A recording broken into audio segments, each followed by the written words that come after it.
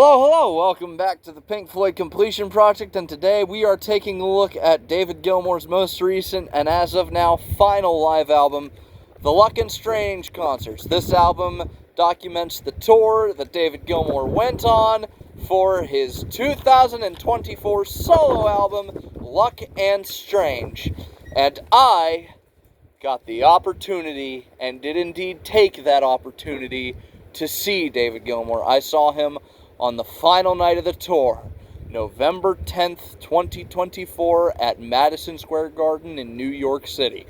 I never need to go back to New York again, but going there to see David Gilmour was worth it. And boy, this live album does a pretty good job of documenting that. Song number 1, 5 a.m. This is, of course, a song from his previous live album, Rattle That Lock. It's pretty close to the album version, and it's a great way to open the show. Song number 2, Black Cat. This is our first cut from the new album. It's slightly longer than the album version, but, you know, that's perfectly fine. Sorry that it's very windy. I'm assuming the audio for this is going to sound like absolute dog shit. But that's why I'm yelling. I can hear the wind approaching. This is fucking cold. Okay.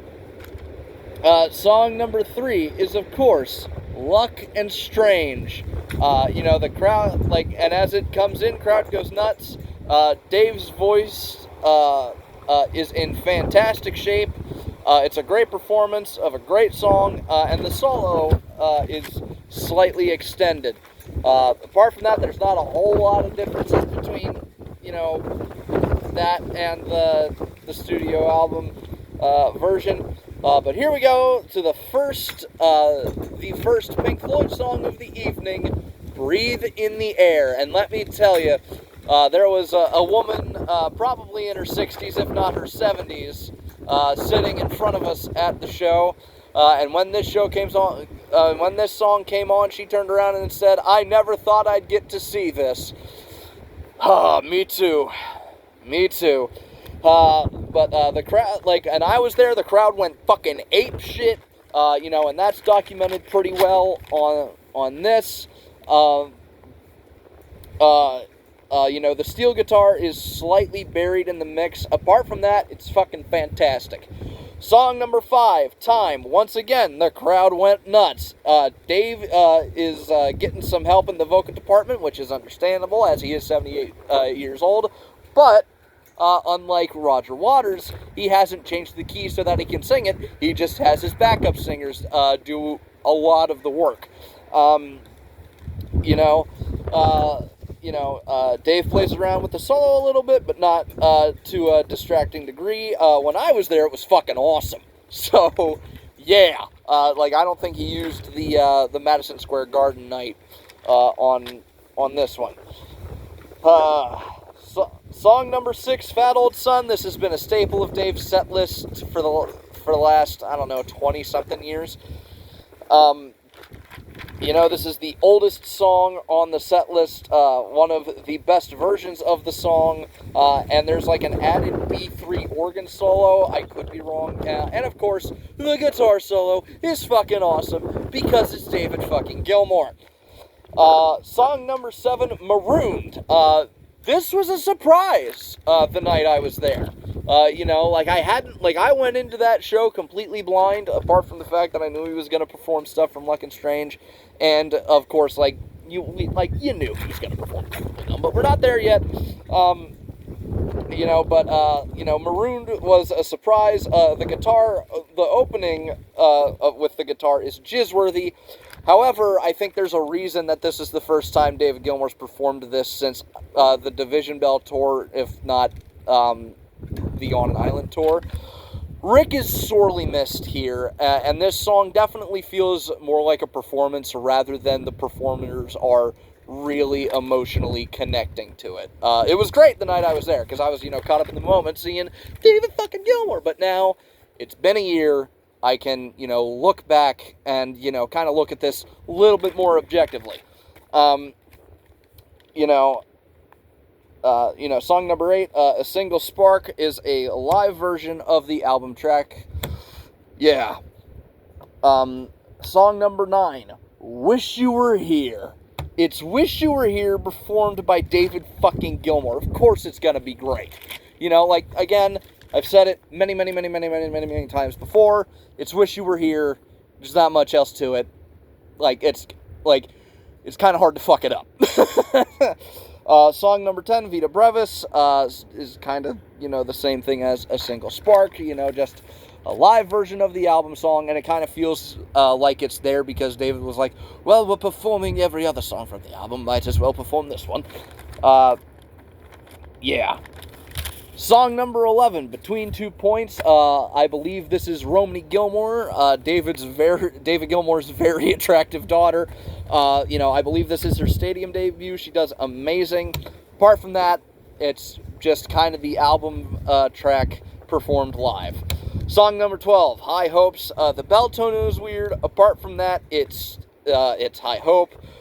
There's a bit of a wait for the solo, and while he performed it on this tour, as he kicked in for the solo, a bunch of fucking balloons would start floating around, and it was fucking awesome, man.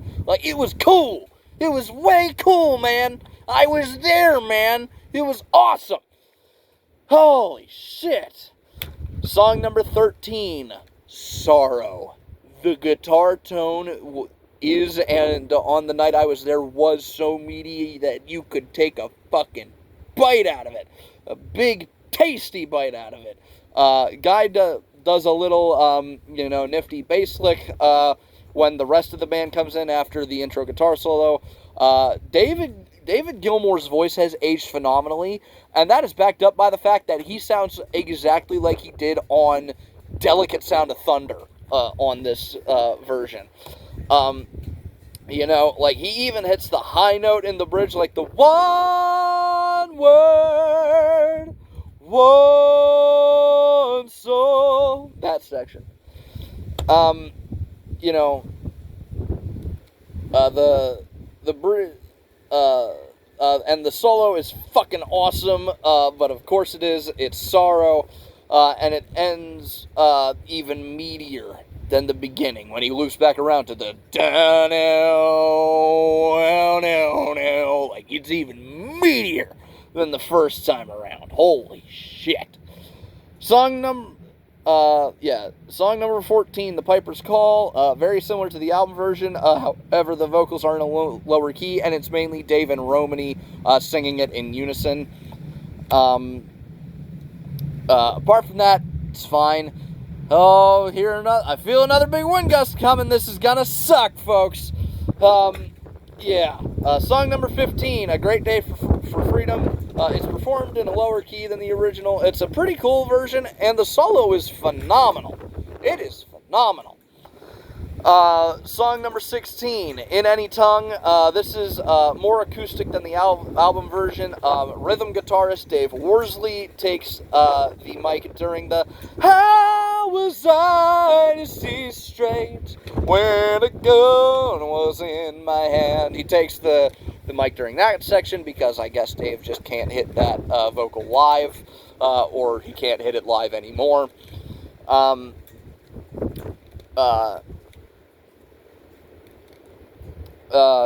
the solo is fucking jizz-worthy. Oh. Song number 17, Great Gig in the Sky. It's a very unique version of the song. It's almost like an MTV Unplugged version of the song.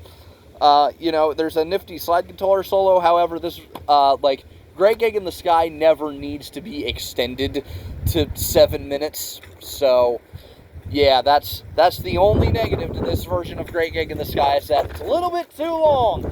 Oh, it sucks out here, folks. It is cold. Song number 18, A Boat Lies Waiting. It has an extended intro. Apart from that, it's pretty similar to the album version. Song number 19, Coming Back to Life. The intro to this song almost brought tears to my eyes. It's beautiful. The vocals are beautiful, and this might be the best version of the song. It might beat the studio original. It's amazing. I highly recommend. If you don't have 3 hours to listen to this whole album, listen to this version of Coming Back to Life, because hot damn, it's amazing. Song number 20, Dark and Velvet Nights. It's heavier than the album version, and the organs are more pronounced. Apart from that, there's nothing much. Song number 11, Sings, is a live album of the studio track.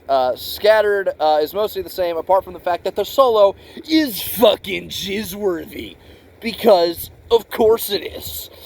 And then we come to the final song, Comfortably Numb. This was amazing to see. It was awesome. For the first time ever, Guy Pratt gets to take Roger's vocal part solo. He has no backing from the rest of the band, and he does a fantastic job.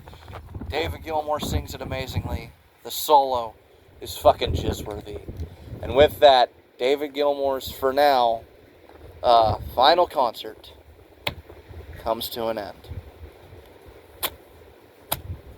Go give it a listen. Definitely go give it a listen. It's definitely not an automatic you should go buy it, but unlike the album I looked at last week, this album definitely has some value to it, and it's phenomenal. Go give it a listen. It's not a definite buy it from me, but go give it a listen. The personnel, apart from Romany Gilmour on backing vocals and Guy Pratt on bass, obviously on rhythm guitar, we have Ben Worsley on keys, we have Greg Filliganes and Rob Gentry. On drums, we have Adam Betts, and on backing vocals, we have Hattie and Charlie Webb and Louise Marshall. And that'll do it. Thank you all very much for watching. If you've enjoyed this video, please feel free to leave a like on it. If you want to continue along this musical journey with me, please feel free to subscribe. If you want to hear me talk about something other than music, I have a podcast with two of my buddies. It's called Dorkies. I will leave a link to the latest episode of that in the description down below. And if you want to hear what I happen to be listening to that day, or a 15-second segment at least, you can follow me on Instagram. I will leave a link to that in the description down below. I post a song on my story there every single day. And with that, I would like to thank you all very much for watching. And next week, I will be looking at something a little bit more obscure. Next week, Talking Twos will be making its return. But yes, thank you all very much for watching. And until next time, I would like to remind you to stay weird and keep jamming. See you next week. Take care.